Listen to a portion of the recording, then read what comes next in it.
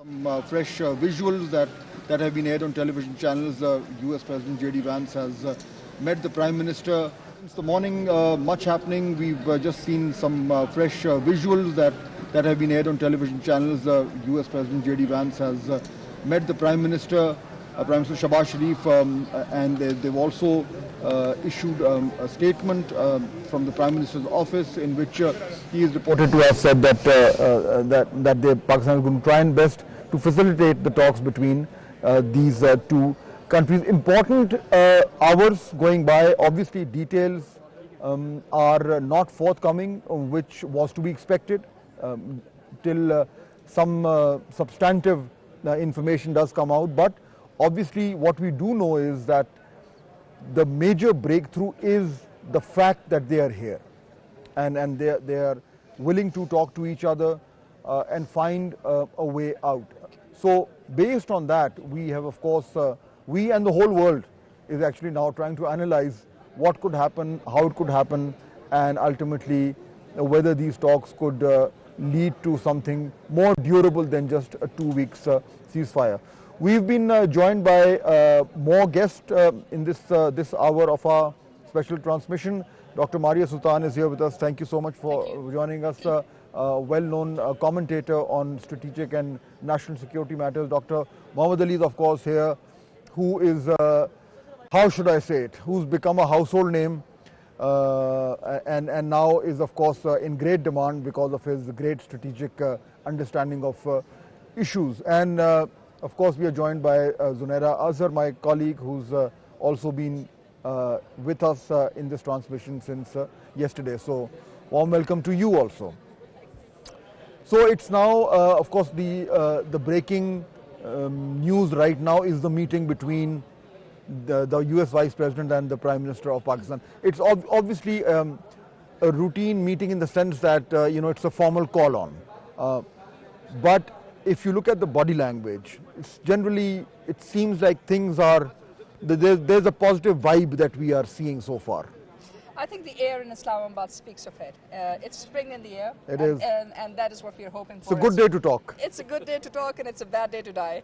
So I think that is what we're looking for. And I think what JD Vance said, which is one of the most important things or key takeaways, it is that he said we are looking for a long-term peace in the region. A long-term peace basically means that they're ready to negotiate the hard, difficult questions which have plagued the US-Iran relations. Now, let's not forget that, yes, these negotiations are happening at the backdrop or in the backdrop of the current Iran-US-Israel war. Yeah. But there is a history between the United States and Iran with regards to troubled relations, with regards to sanctions, non-sanctions, wars, multiple issues of understanding. And most importantly, also issues of regulation and deregulation with regards to Iran's ability to participate in the international community as a legitimate actor. So I think his saying this means that they're ready for structured talks. It means that they are ready to move pragmatically on it. And number three, that they have a positive mindset, because had it not been that, it would have been a very cautious statement with very cautious, engagement posturing.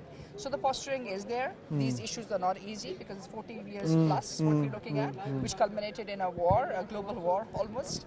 And the future of the region actually is lying on the hinges of these outcomes of Islamabad talks. And because that future is so important, not just for our region, but for the whole world, Dr. Saab, what Dr. Maria was saying, that the fact that they're here at this level, that the delegation, if you look at the list of the delegations, they are all very important people, high powered. We are looking at the visuals that have just been shared with the media, and Mr. Witkoff is here, Mr. Kushner is here, and of course so many other people. So clearly the Americans are, at least from the American side, then we can talk about the Iranian side also, they're not suggesting anything which would say that they're not taking these talks extremely seriously.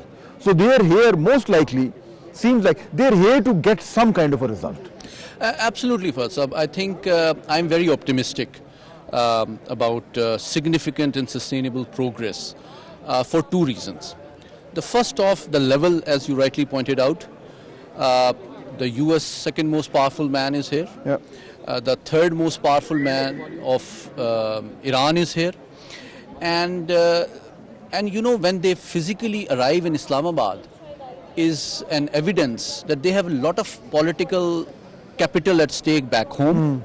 And as you know very well, in the last 48 hours, Pakistani leadership received appreciation and endorsement from at least 40 capitals. So when these three parties are talking to each other, they do carry immense weight of the entire international community, which expects them to find a timely and affordable solution, number one. Secondly, why I am optimistic about a favorable outcome is because of three things. Number one, the three power centers in Washington have declared victory: White House, Pentagon, and State Department. What does this mean? This means they are signaling not just to the other side, but to their own nation and men in uniform that we do not expect you to carry on fighting. Number one.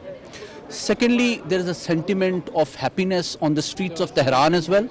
There's a sentiment of relief on the entire Arab world. Absolutely. Pakistan is obviously very humbled, honored, and proud of facilitating this process. So I think there is a lot of expectation that these parties and interlocutors cannot neglect. So I think based on these things, there is tangible evidence that both sides have in principle degree of confidence that when they go to Islamabad, they will not go home empty-handed.